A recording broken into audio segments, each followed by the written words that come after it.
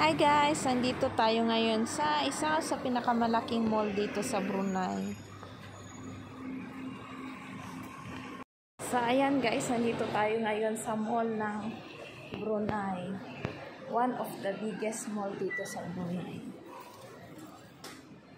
Ito yung isang hotel dito sa loob ng mall. Ang ganda, chandelier pa lang nilang ganda na. Ito naman yung baba guys, baba ng mall sa ground floor. Nandito ako ngayon sa second floor at ito ang itsura ng loob ng mall guys.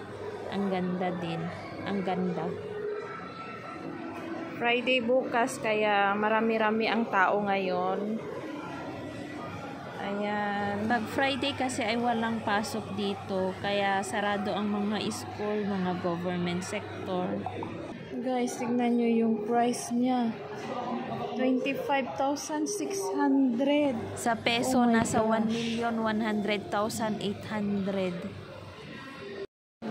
13,574 times 43. 583,683 peso. Diamond nila, 3,325. Wow, nakakalula ang mga presyo. Times 43 yan guys, kasi ang rate ng per dollar dito is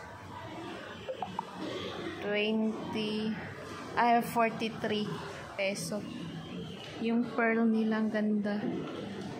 So ayan guys, tapos na ako dun sa mall kasi nagbayad ako ng aming internet. So, papunta na ako ngayon sa may pinagparkingan ko.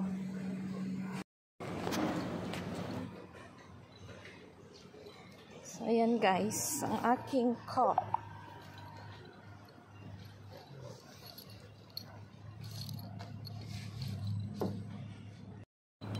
So, ayan guys, nandito na ako sa aking car. Nandito ako ngayon sa may roundabout na daanan. Dito ako natatakot ba pag nagda-drive ako kasi may mga biglang susulpot na lang. Kaya niiwasan ko dito sa roundabout na dumaan. Kaso nga lang, dito kasi yung mas shortcut na daanan papunta dun sa mga bilihan ng gulay. Yung mga pinagbibilhan namin ng gulay. Kaya no choice. Kailangan kong lakasan ng loob. Dun sana ako sa kabila dadaan guys, kaso nga lang malayo-layo na eh. Ay, kailangan ko talagang lakasan yung loob ko para dumaan dito sa may roundabout na ito. At sa wakas nakalampas ako dun sa roundabout guys. Ay. Ayan, malapit na ako dun sa mga pinagbibilhan namin ng gulay. Dito pala kami bumibili ng mga gulay guys sa SKH. Ayan.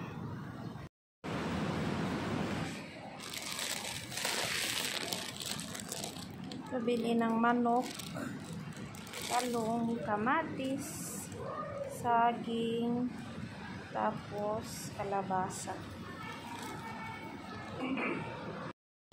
Ito ang fruit and vegetable section nila. Marami ngayon ang naka-display.